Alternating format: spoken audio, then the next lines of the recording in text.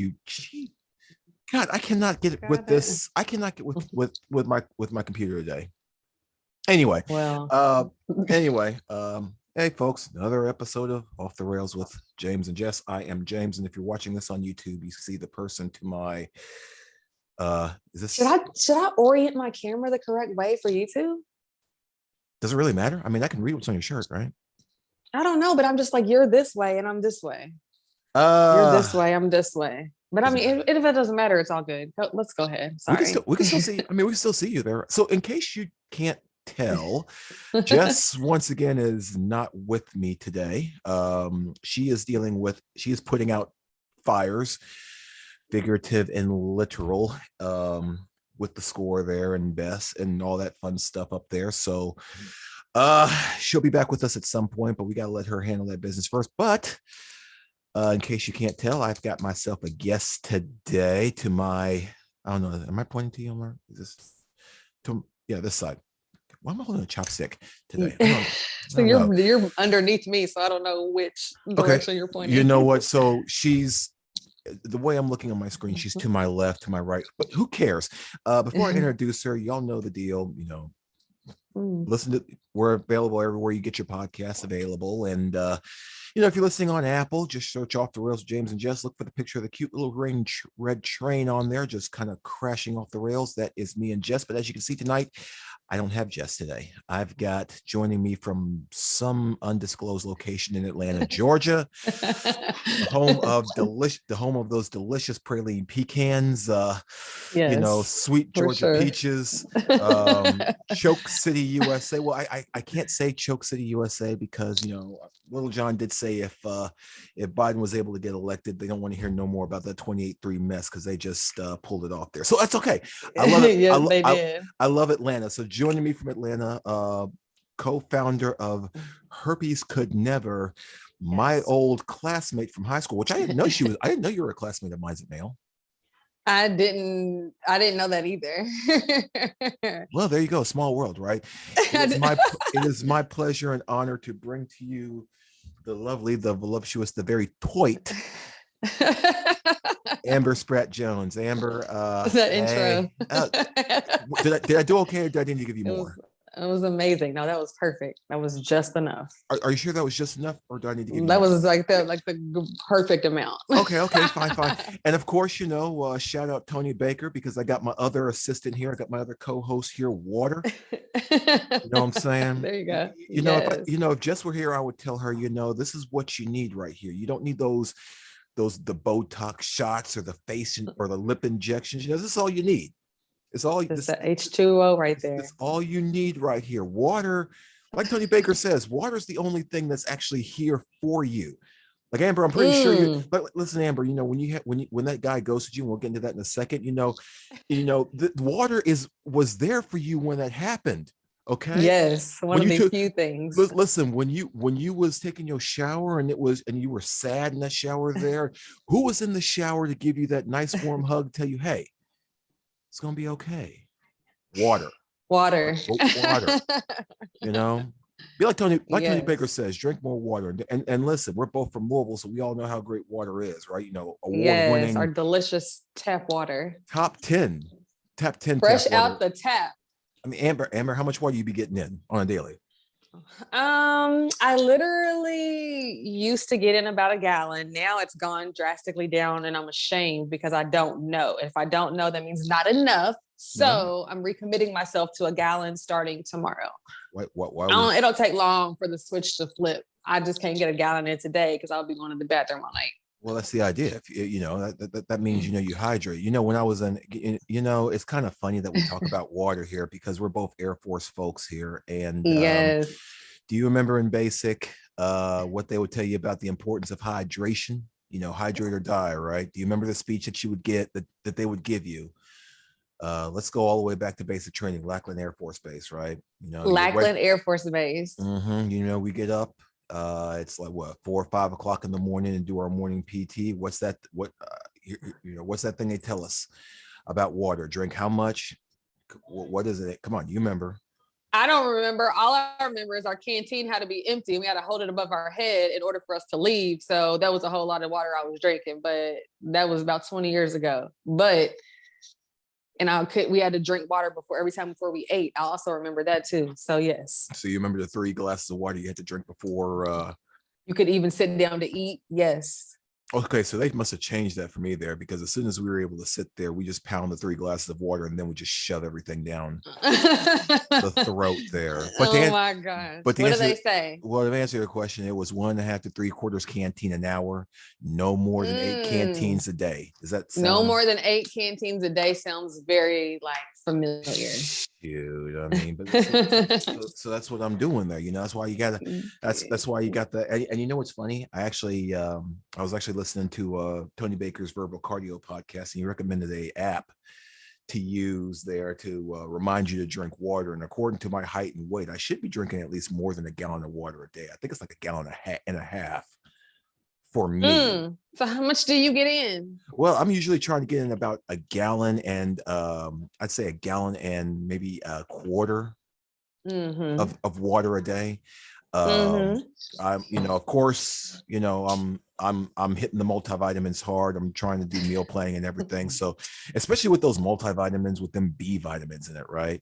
That when you go pee, it comes out almost lime yellow, if you will. So I kind of have to I mean, you know how it is, right? I know you do the multivitamins. You got to upgrade H2O intake so you can flush all that out. I feel you. Yes.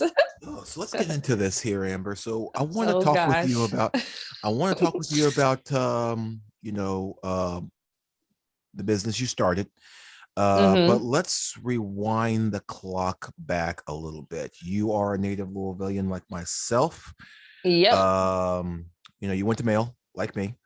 And it's funny. I think I showed you when I had my meeting, when you and I met before we did this. When I went home and I brought my wife with me for 20-year reunion, and this now showing my age here a little bit. And I showed you that picture of the barrel for Male manual there, and I was trying to explain to Jess why. Even though I have been away from high school for a while, 20 years to be exact, that game, Male manual, means a whole lot. And it's really hard for me to explain to my wife why that is, why we take that history of that game seriously, and why why it means that much there. And I told her, I said, listen, it's history, it's tradition, it's something that's kind of ingrained in you when you go through that, system, when you end up at Male. So, from your standpoint, I know, correct me if I'm wrong, you did some athletic stuff at Male, didn't you, when you was there, right? Yeah, I did. I ran track for my 4 years that I was in high school. So yeah, that's how I participated. Well, here's the thing. So I mean, on the competitive end of that, what it means,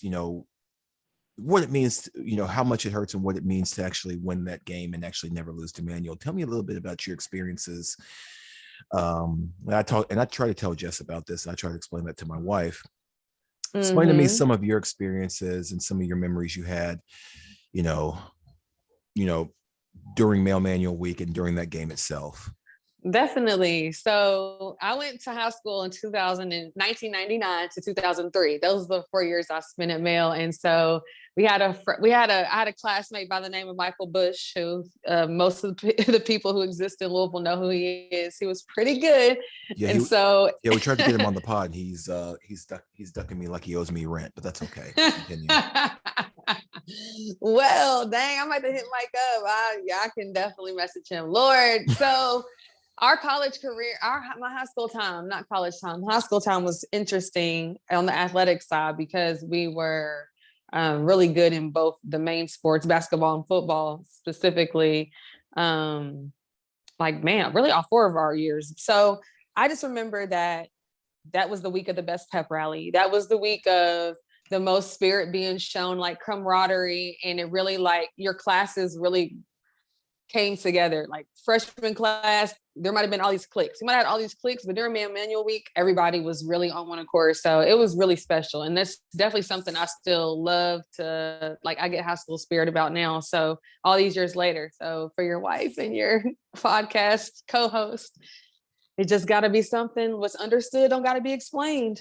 So now to kind of gloss over that a little bit there, we know, even though you're living in Atlanta, you are, you love your Louisville Cardinals. In fact, I'm pretty sure the stuff behind me that you're seeing right now is, I don't know, making you envious, jealous. I don't know, but you didn't go to making Louisville. me feel closer to you. Yes, but you didn't go to Louisville, did you? I did not. You went 64 miles west. I'm sorry, 64 miles east, didn't you? East. What led to your decision to, make that move, and how was it? And were you one of those that, because I know when I was at Louisville, I saw my fair share of blue and white 24/7, 365. How was that on the other side? Basically experiencing the opposite of what I did as a college student. I went to UK because I had to stay in the state of Kentucky because that was one of the bounds of my agreement with the Kentucky Air National Guard. I had to go to an in-state school. At that time, I was ready to get out of Louisville because this is where my family was. And so many of my classmates went to UK. So I was like, okay, that's where I'll end up. And so that's where I ended up. And I was most definitely one of those Louisville fans who had my red and white, red and black. I wore my Louisville stuff everywhere. So there were not that many Louisville fans on campus, like I'm sure there was for UK fans on Louisville's campus, but I definitely had my Louisville gear on unapologetically. I would go to the UK U of L games, sit in the student section with my Louisville stuff on. Like now I know that was before the eruption zone in that case. How was that for you? Because I know never scared. Well, here's the thing, because I know that, working in athletics, when I worked football there, I saw my fair share of red shirts there. Of course, you had the big red section by our bench there. But of course, they would be sprinkled out there. I went to one basketball game when we played Kentucky at Rupp. My brother went there for the first time, I think, a couple of years ago. And I think he said he counted on his hand, maybe, I don't know, 5 shirts that he saw there.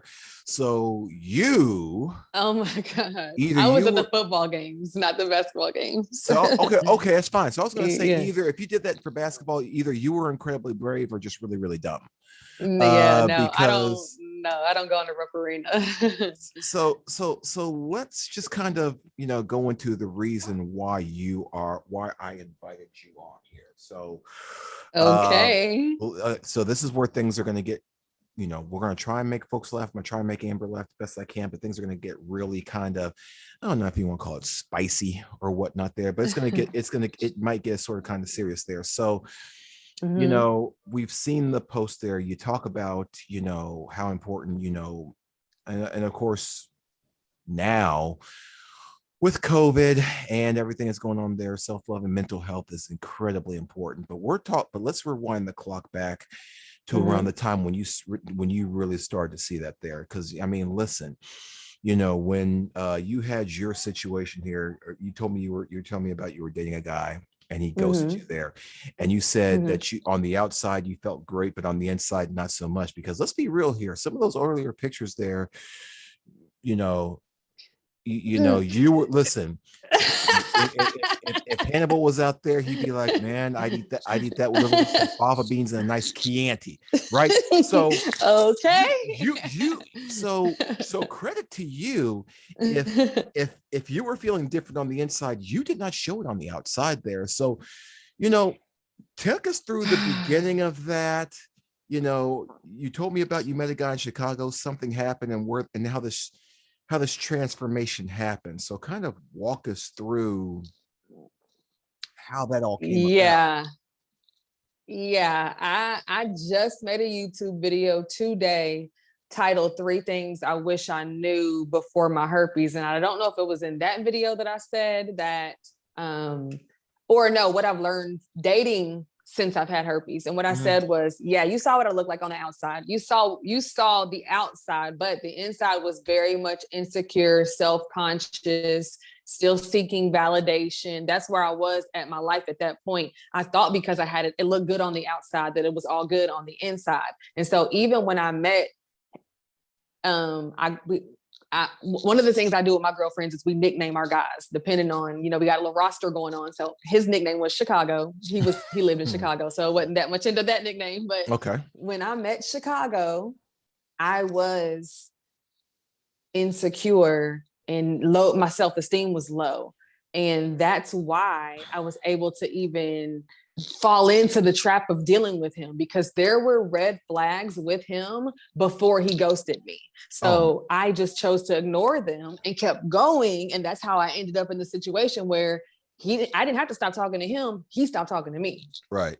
So the question of that is that when he ghosts you there or whatnot, it's always a question that I always ask of anybody here in this case, because I've seen that, have you seen that MTV show Ghosted? There's actually a show about this very thing, right? No, I haven't. Oh God, yeah. So there is this. So it's kind of like I think it comes on like right after Catfish. It sounds Catfish-esque. Well, here's the thing. What they do is, someone comes up to the host, said, "Hey, I was talking to this person. I think everything was going great, and then all of a sudden, just disappear." Right.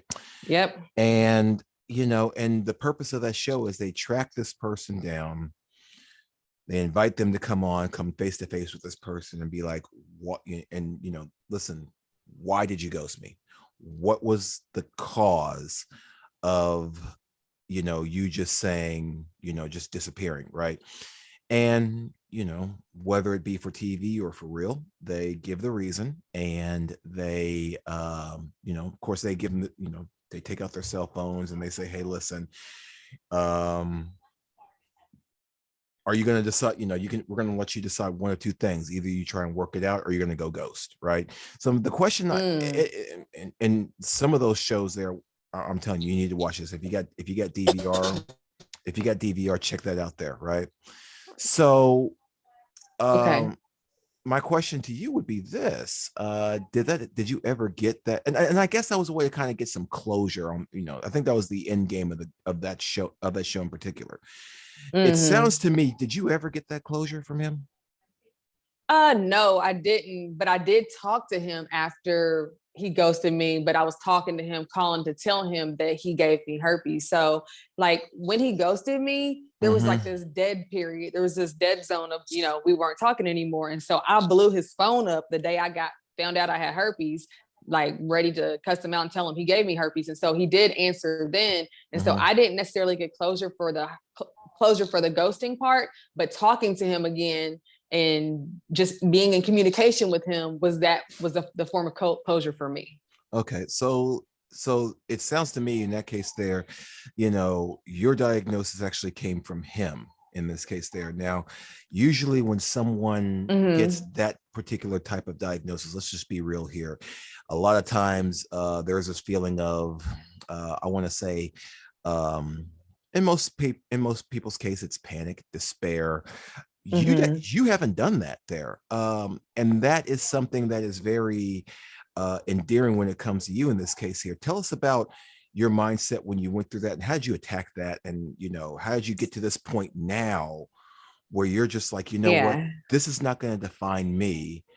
Yes. I'm going to be able to fight through it there. And from what I'm seeing from you, you're able to still live a very, not just a normal life, but very productive as well there too.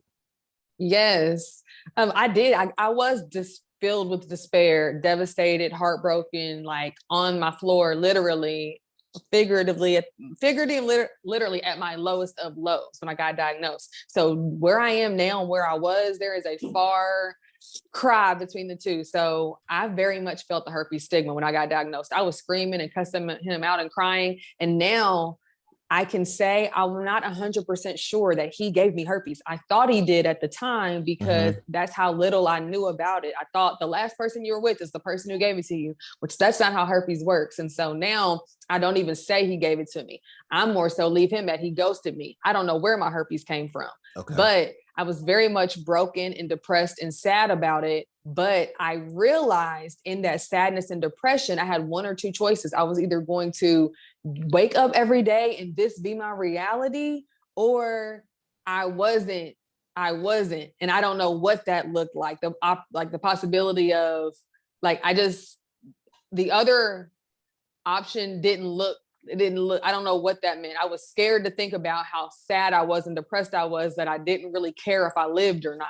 Didn't mean I was going to go hurt myself, but it also meant that if something happened to me, I wouldn't be trying to prevent it, or I don't know. It was just like this weird space, that weird low I had never been in. And so I was like, no, I'm not going to live like this. So what do I have to do to fix this? And so that's kind of when I made the mindset shift to where I'm a Christian. I believe in God.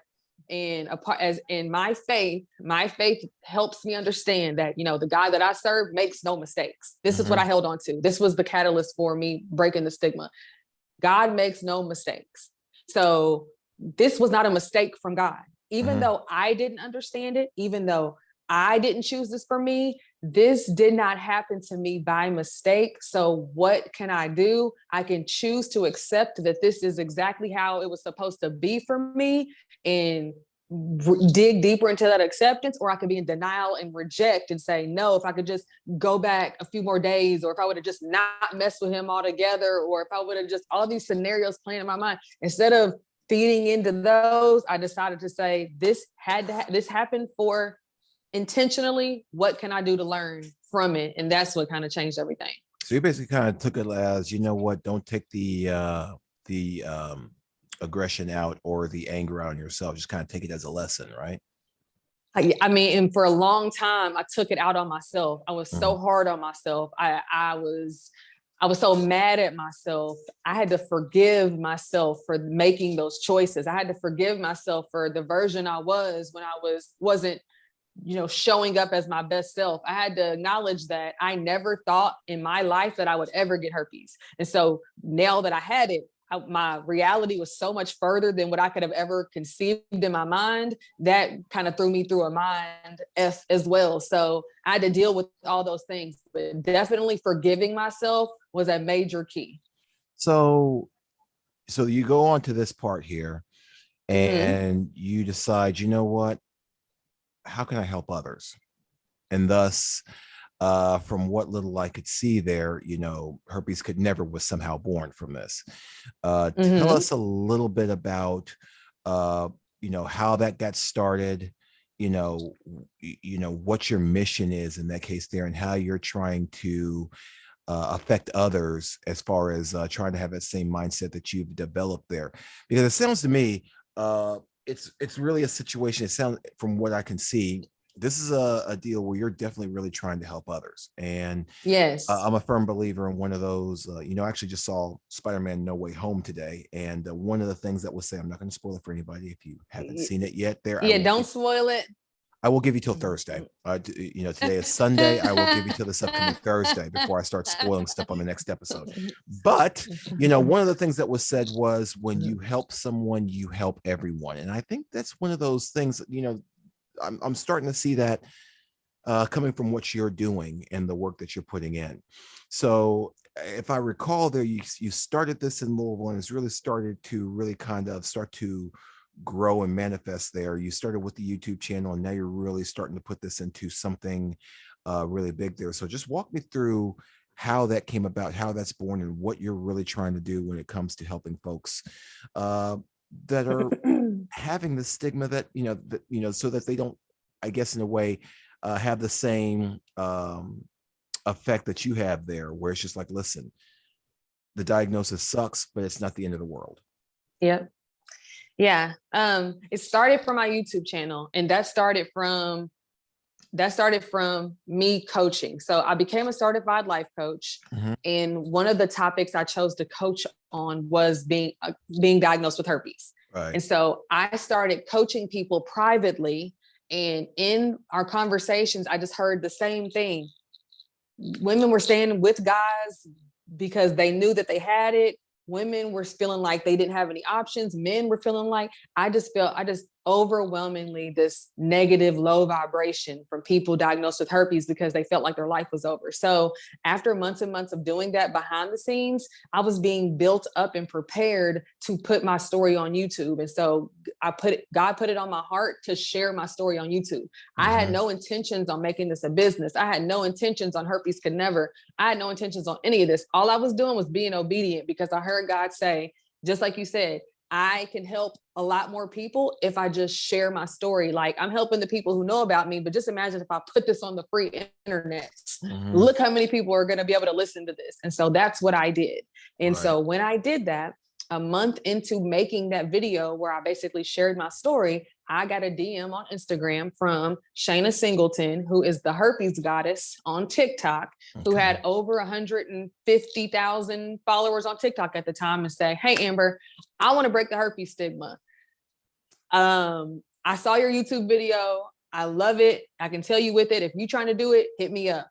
Mm-hmm. And so I was like, I mean, I'm trying to break the stigma too. That's what I want. I don't want people to be sad about this no more. Like, let's go. Yeah. And so I hit her back, and Herpes Can Never was born then. So that's how Herpes Can Never started, when we came together and decided that we wanted to partner up to break the stigma. And at Herpes Can Never, our mission is to be at war with the herpes stigma until our community feels comfortable being open about their status and proud of their sexuality. So we want people who have herpes to be able to say comfortably and confident, I have herpes, and can you pass me the salt? Or can you come bring me, this or that? Like, that's how casually and matter-of-factly we want people to feel comfortable and confident and share their status and be proud of their sexuality. Because before I got herpes, I never required a guy that I was potentially going to sleep with to see his STD results. Mm-hmm. I never even felt comfortable saying, hey, do you have multiple partners right now? Or have you ever had an STD? We would talk about all the stuff we wanted to do to each other while we were having sex, but we never talked about the actual sex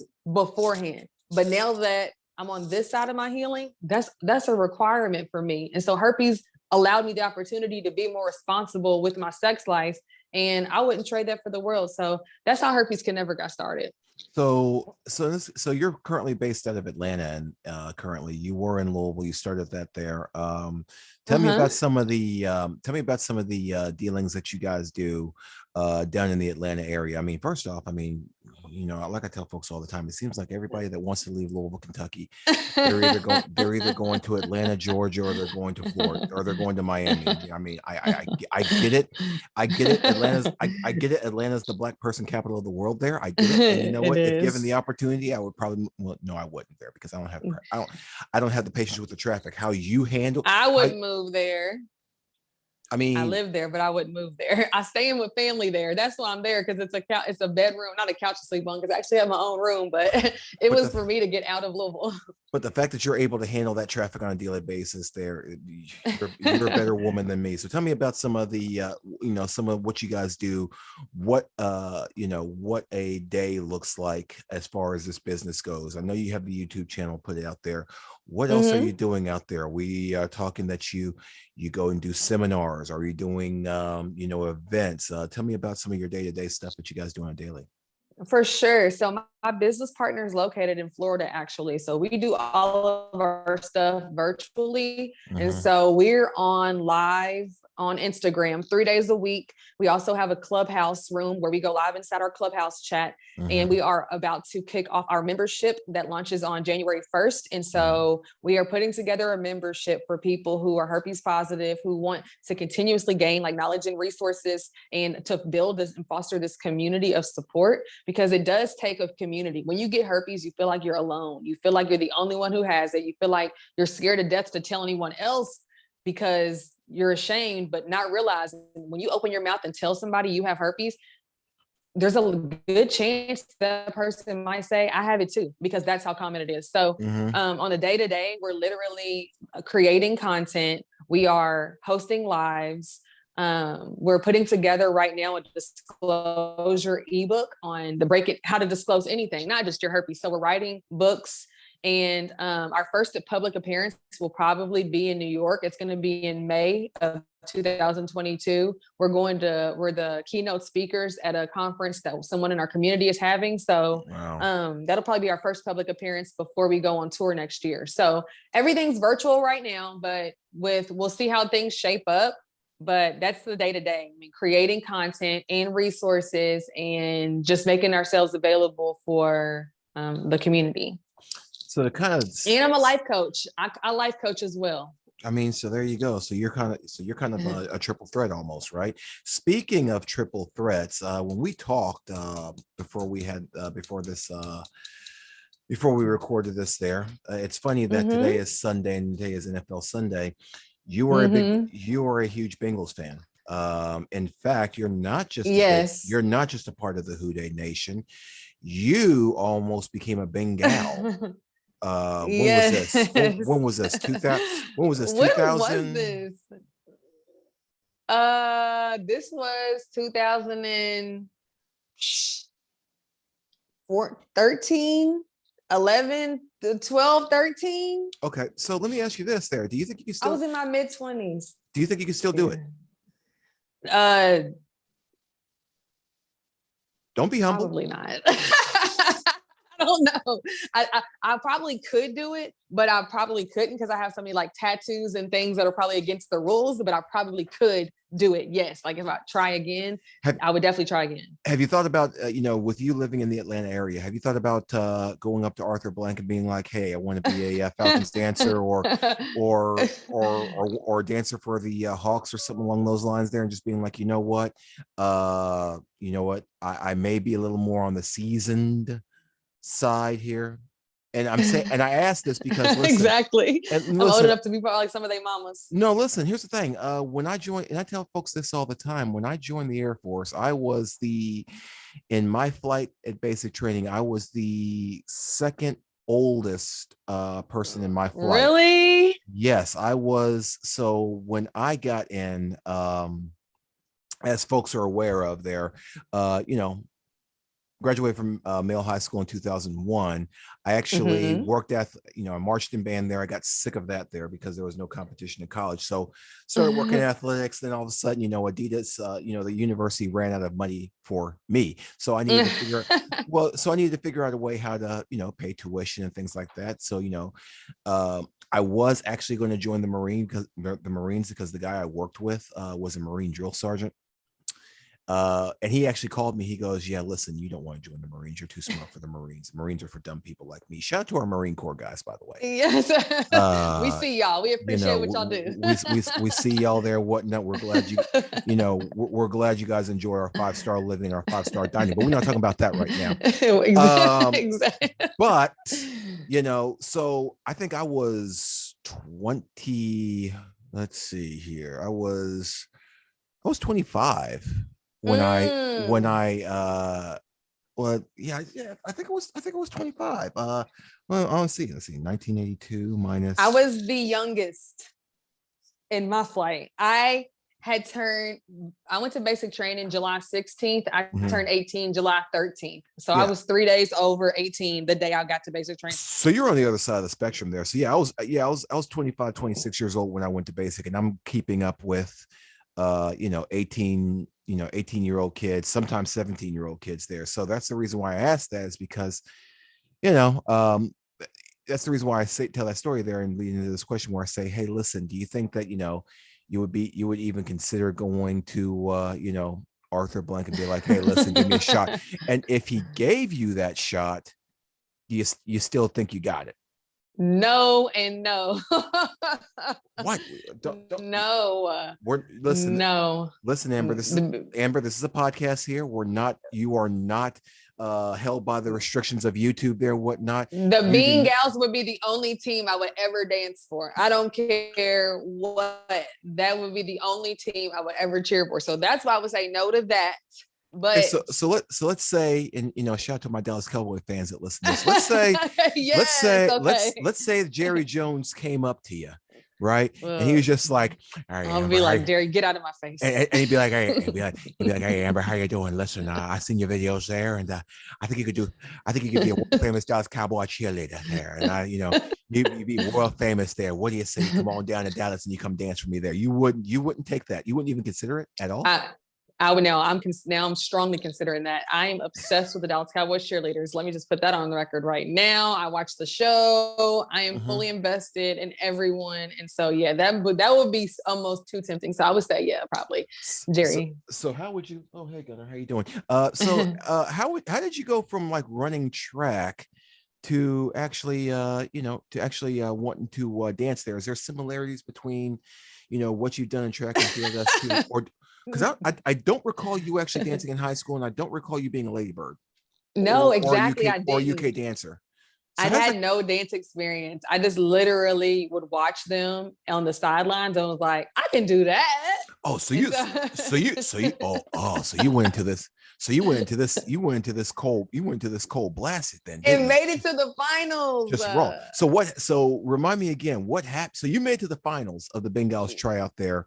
What happened where you just couldn't do it?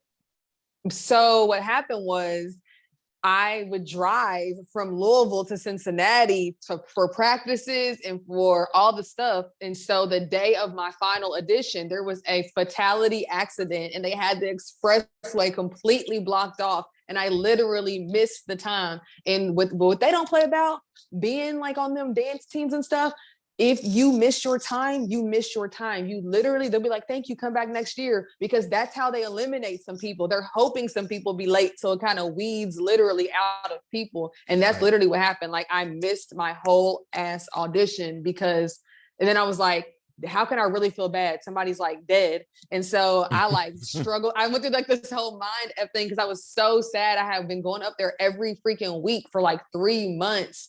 And so I end up going to the actual final showcase because a girl that I was practicing with, another Black girl, she had made it to the finals and stuff, but she lived in Ohio. So she was already there. So I went up there to support her and was just like watching, just like. So you just went up there and you were just like, so you went through this whole process, no dance experience. You didn't dance in high school. You weren't on UK's dance team. You just went in there cold busted, made it all the way to the finals. And if it wasn't for a series of unfortunate events, you're probably a Bengal during that season. Oh my God, if I'm a Bengal during that season, I'm a Bengal during the next few seasons is how I looked at it. Like I was so sad. Like, my God. So it sounded to me, you was killing it.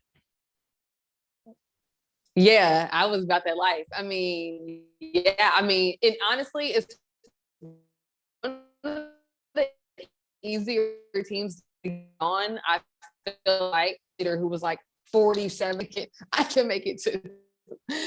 So wait, you said there was someone that was how old? Well, she was like in her 40s. She was the NFL, Google NFL's oldest cheerleader, and she was her. I'm like 97% sure she's the NFL's oldest cheerleader. Yes, and she was a Bengal. She's in her 40s. Yes. Yes, it's a real thing. So yeah, you probably could have killed it then in that case there. Yes, exactly. I could have made it. So let me ask you this here, because I always do the hard hitting stuff around here at this point here. You are a Kentucky girl born and bred there, or as Jack Harlow, or as Jack Harlow says, you're a bluegrass girl, but you still got big dreams. If you was on Larry's podcast, he would. If he was on Larry's podcast, he would ask you if you're into bourbon, being a Kentucky girl here. Give me, is that something that you are into, that you enjoy, recreationally or socially, if you will, after six, because I can tell you, after something good happens on my end here, I mean, I will, crack open the fancy glasses there, pour me some Old Forester Statesman, which is actually kind of funny. I actually had that at my wedding there with my groomsmen there and whatnot. So we weren't drunk there and whatnot. Because again, I don't drink bourbon to get drunk. I drink it because it tastes good. Shout out Larry O'Bannon there. I drink bourbon properly there. So is there any type? Is there anything along those lines that you will enjoy? I mean, you kind of have to, right? Being where we're from, right?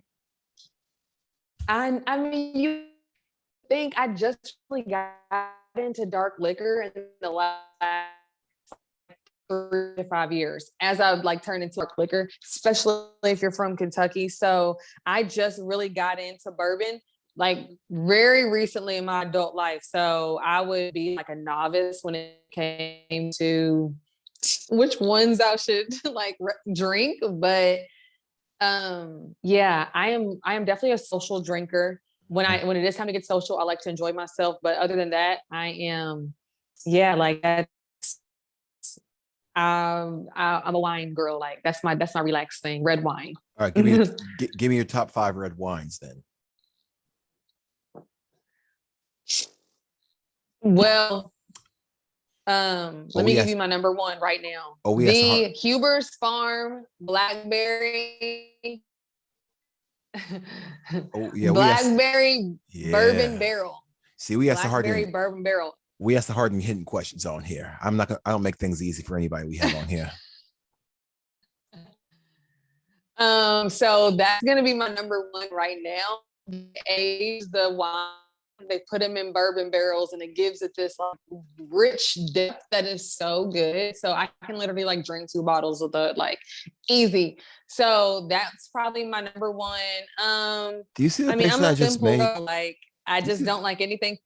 Do you see the face I just made when you said you could drink 2 bottles by yourself? I'm not in one sitting, right? I mean, we could crack open the second one probably. Would I finish it? I don't know, but could we crack it open possibly? Okay. I mean, like if I'm enjoying myself, like I said. That's acceptable. That's a fair point there. So do you have any other okay, what are your other ones that you like?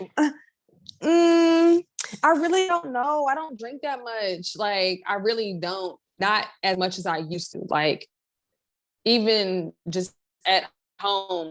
I think what it is because I don't have a home. So right now I'm like staying on other people's couches, people's rooms, because I have a place here in Kentucky, but I rented it out. So I don't technically have a place to stay. And so I think that's kind of one of like my unwind routine would be to have a glass of wine in the evening. But since I'm in somebody else's house, probably 9 times out of 10, I can't really truly unwind like I want to. Really? And so yeah, I don't drink it as often as I used to, but bourbon barrel blackberry from Huber's, cop that. Man, shut up, Huber's. Huber, send me a check. Now, I swear. Now, see, what I remember there was your. I also remember there that like most folks our age, there, all of our favorite pastimes is food, glorious food, right? So what is your go-to after, like when you come home there, if you get a chance to get something home cooked, you're just like, yeah, this is what I want. Thanksgiving is my favorite food. Thanksgiving is my favorite food. So ham, chicken and dressing, macaroni and cheese, sweet potatoes, greens, cornbread, deviled eggs, corn pudding, and I would like make it all myself. Oh, so you be going hard Thanksgiving Day, don't you? Yes. Like I love Thanksgiving food, and I love sushi too. So like Thanksgiving food and sushi, like not at the same time, but those are my two like favorites. See, the other thing I was going to ask here is one of the other things I usually ask folks is that, because I know this is Willer too, you're a bit of a hip hop head, or at least I think you were, back in the day there. Can you give me your top 5? If you're making a playlist going from Louisville to Atlanta or wherever, and you could only do 5 hip hop albums there, whatnot, which ones? 5 hip hop albums? I told you we do the hard hitting questions on here. Oh my gosh! Well, I'm picking "Victory Lap" by Nipsey. It seems like everyone picks Nipsey for something. Nipsey, he's the truth. I mean, that's just he's okay. Yes, he spoke that real Nipsey for sure. Well, I can't say hip hop. No, probably not 5, because I'm saying Confessions by Usher. Like I'm talking about albums that I'm gonna let ride all the way through to Atlanta. Okay, Usher so Confessions. so hip hop and R&B there because Usher's in Yes, that. And R&B, fine. R&B, R&B, So you, R&B for sure. so you like the R&B more than the hip hop then, right? Yes, So yes. Biggie, Tupac, those guys are not, Nas, Jay-Z, those aren't your cups of tea there. No, not really. No, not really. I'm definitely more R&B, like Jagged Edge, like love music, like yes, R&B is I could play the whole way. I actually listen to audiobooks a lot of the times when I drive too, Right. or a lot of times I drive in complete silence. So, which is Really? maybe weird, but I enjoy it Yeah, it is literally like weird. no noise sometimes. Just the sound of the road going by and people yelling at you when you cut them off, right? Exactly. I don't even really listen to music all that much either. Like I'm the friend, I'm not gonna have the aux cord. Like the DJing part is not. I'm gonna be like vibing to what everybody else, like whoever's controlling the music, because it's not Okay. gonna be me. Like I'm just like, okay, what is this? I've never heard this before. I've never Oh, heard anything because I don't listen to okay. music. Well, that's cool there. So the thing that I want to kind of close out on is Hmm. this here. Um, you are part of the Card Nation, and I know with everything that has Yes. happened over the past um I want to say a few weeks there, whatnot, things, it has not been fun to wear those colors recently there. um Yes. I know, did not have a fun time in Bowling Green last week, or yesterday, I'm sorry, uh pardon me, yesterday. Yes. I um literally was watching it at the gym. I was like, is this happening right now? Is this Louisville versus Bowling Green right now? Like yeah, I it's going on had right to now, like, is yeah. this like present game? It's present game, yeah. And the funny thing about it is, as I was watching that, and I'm just, I told folks all the time, I said, it is not. I tell folks all the time, I said, listen, a couple things, I will probably die early because I'm a Louisville fan, but at least I'll die a Louisville fan. But you know what I tell folks all the time is, I say, listen, and I think I told my wife this a while back, and I said this on Twitter as well too. I said, listen, being a Louisville fan, it conditions you a certain type of way. Please understand, I literally grew up in Freedom Hall, and Mm. over at Old Cardinal Stadium. Dad would take me there every game. In fact, just thinking about Freedom Hall, I can smell the German roasted hot nuts and hear John Tong in my head as I'm going there, in that case there. Yes. So so, but I think I told my wife this a while back. I told her, I said, listen, the reason why we're such a rabid and loyal fan base is because, so true story. I told, I went through this really bad breakup with, I forget what this girl's name was in high school. And I think it was like my first like real relationship there, freshman in high school, because I Mm-hmm. don't count anything in middle school. I don't count anything at Barrett. But high school, had my really first breakup there, Things were whatnot. a And little bit more serious.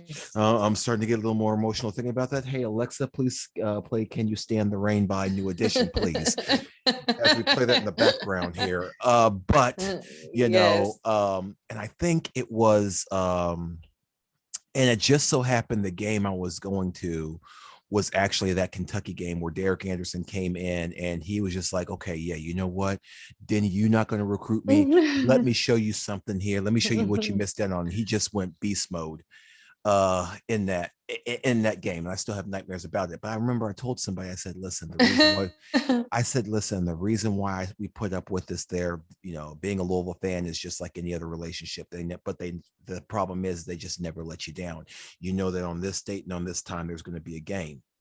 If for whatever reason they can't play it, they make it up to you there. The people that I sat with at Freedom Hall, the people I sat with at Freedom Hall, that I knew for years, they were more family than some family that's even blood to me, because you sit with them every single game and you're doing this for Mm-hmm. years. So the people that sat around us, they literally saw me grow up from like a 5-year-old kid all the way up to high school. So point being is that being a Louisville fan has made me you're built for tough if you're a Louisville fan, especially everything that's been going through here in the past few days there. With that being said, we got a game this Wednesday with that other school.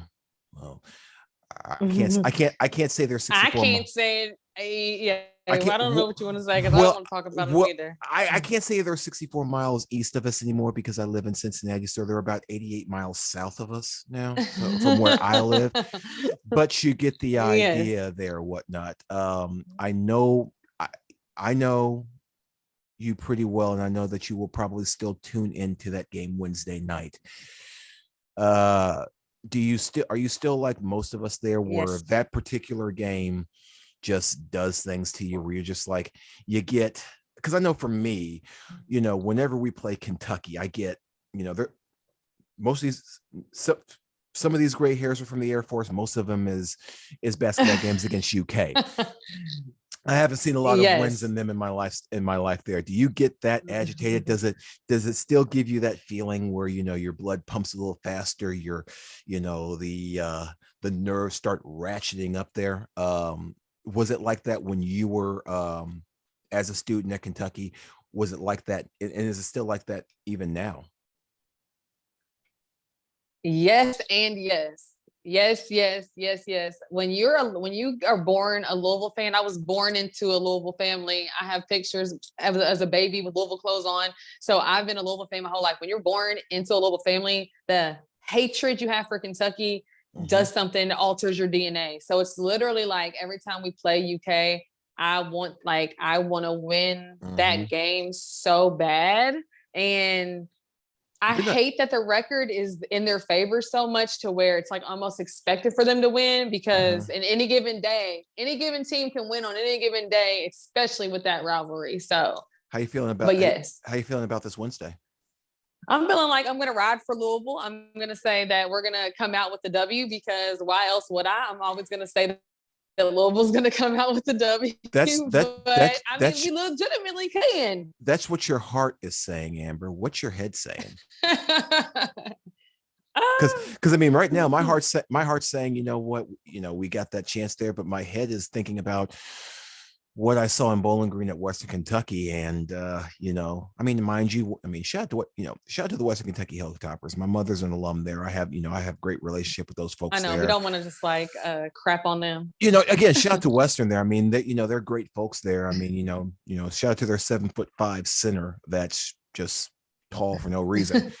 So listen, your heart is saying that we've got a chance to win on Wednesday.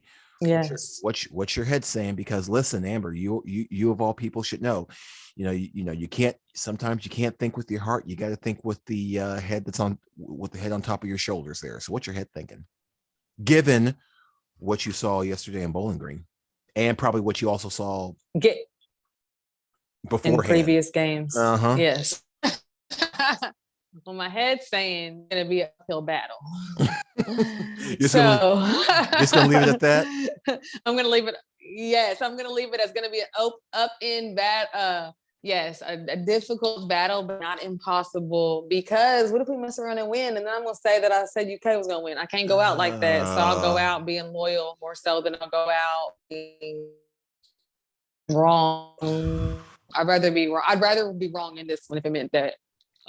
I like it, but I might be right. I like it. Okay. Amber, it's always going with Louisville.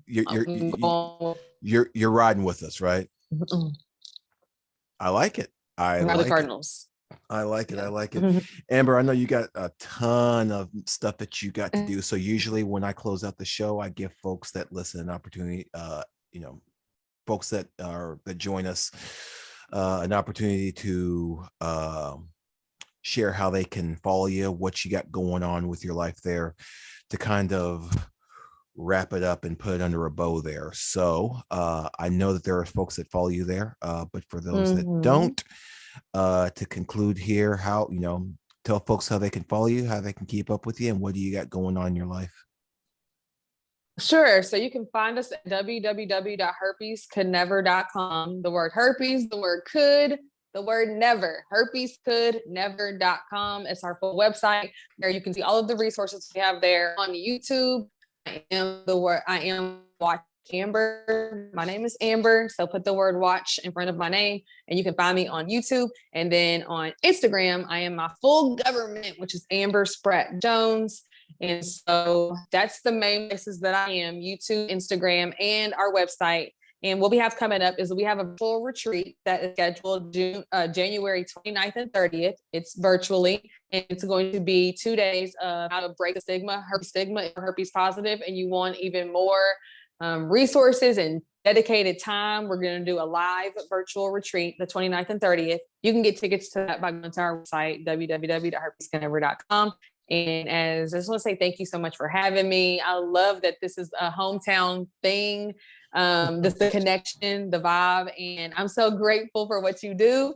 And thank you for inviting me. And I can't wait to go back and listen to this conversation. Amber, I gotta definitely have you back in this case there. In fact, I'll tell you what, I don't do this if you I usually don't do this, like, especially if you have a YouTube already and you've already got other mediums out there. But like I said, and I'll tell you what I told Chisel Adonis when I had him on here yesterday, and I posted that episode because you know how YouTube is, you got Nancy out there that's going to block you for no reason. So I'll tell you the same thing I told Chisel. Listen, you are welcome back here anytime. My door is always open. I mean, my door is actually literally open there, but we're not talking about that right now. But listen, there's also going to probably be times where I will not be able to record, or me or Jess won't be able to record. So I tell folks all the time, listen, I will give you the keys to the pod. I will give, just return it back to me without a scratch and the full tank of gas there. Because as you can see on here, that's the beauty with these podcasts here, is that you can really come on here and say whatever you want there. We've got, like I said, we've got headphones and microphones, and pipe bombs and all that good stuff with your name on it. And if you want to come on here and take over my pod and host, you can come on here and talk about, you can say whatever the hell you want. That's the beauty about being a podcast, right? Is that, I love that. We don't get, podcasts don't really get reported in that case there. So, I mean, I definitely got to have you back, because I could talk to you for 3 or 4 hours about everything that you're doing and, whatnot there. But I forgot I gotta promote how folks can follow us there, and I gotta include Jess on there. So Jess is God, what is her Instagram? Oh yeah, Jess's Instagram is the Princess Jess. That's 3 S's in princess. She's also on Twitter at Jess the Score. I am on Instagram at JHKNG82. The dog that you just saw on here, Gunner, he actually has his own Instagram. He has more followers than me. That's sad, but that's okay. Gunner, that's usually how it works there. But Gunner, the dog, he is on Instagram at Gunner the Akita. My tag team wrestling group, Queen City Muscle, follow them on Instagram as well there too. I'm on Twitter at the Mr. James King. But really, if you I really say don't waste your time following me on Twitter, because I just usually I'm not posting a whole bunch of interesting stuff on Twitter. I'm just retweeting stuff and cursing out people that don't make no sense. But if you want to if you want to follow me on Twitter, that's cool too. Sometimes I post cool stuff there, I guess. Sometimes. Amber's also on Facebook as well there too. So if you want to try and find Amber on Facebook under her government name, I'm also on Facebook under my government name as well there too. So am I forgetting anything? Make sure you follow the Off the Rails with James and Jess podcast Instagram.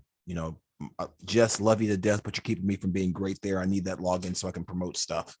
I got to promote Amber on here so her followers so she can retweet and repost the stuff there. So absolutely, I would love to. So that folks know, love you to death, Jess, but you keep me from being great. Love you, Jess, love you there. I know you're going to listen to this there. She knows how it is there. So again, Amber, thanks for taking time out of your day to come out, hang out with me there. Listen, folks, make sure you make It was amazing. Make sure you make Tony Baker proud. Drink more water. Amber, especially you. I am going to hold you to that commitment to please do get that gallon of water in a day. Make Tony Baker proud there. If you don't, Tony Baker's going to come get at you there. You don't want that there. And make sure you get that room temp. That room temp. You get that room temp water in. Listen, like I said, you don't need that. You don't need wine. You don't need champagne, because Jess, she loves her champagne. You don't need that champagne. This what you need right here. Okay.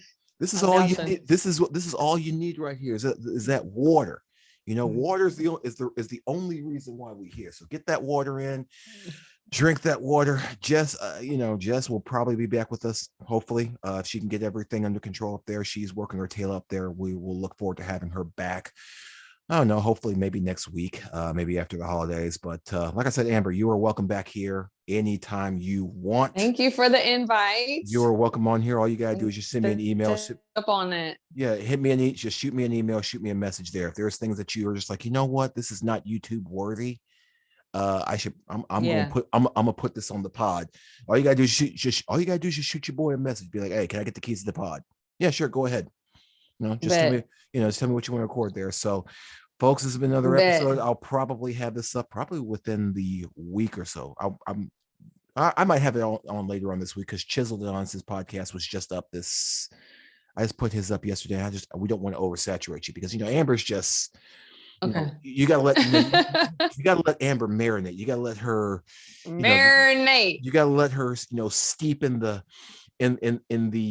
brining fluids there, whatnot, to get the so that the pod can come out crispy golden brown, so only the best for y'all. On the inside too. Absolutely. So listen, we gonna wrap this up here. And Amber, like I said, it was a pleasure having you on there. Do not be a stranger. Thank you so much. Do not be a stranger. Come back up here anytime. And also, folks, the link to all of Amber's stuff is going to be in the description of this pod below. Make sure you go follow her, support her, give us a like there. And I said, if you're following this, if you're listening to this on wherever you get your podcast, make sure you leave me that 5-star review. Or actually leave me any type of review there. I take all kinds of criticism, right? Yes. I'm coachable. So if you leave me a 1-star review, I just ask, just tell me what I'm doing wrong so I can improve it. Absolutely. Am I getting long? Do I get too long-winded? Whatever, but just leave me that one. Just leave me that review. Give me those comments there if you're listening to this on the I think Apple Podcasts is the only one that does the star review. I don't know. I got to look into that. So, but anyway, that's all I got for y'all. So I guess like we always say, chill to the next episode. I'll see y'all next time on Off the Rails with James and Jess. Okay. Hopefully Jess will be back with us. Y'all be easy.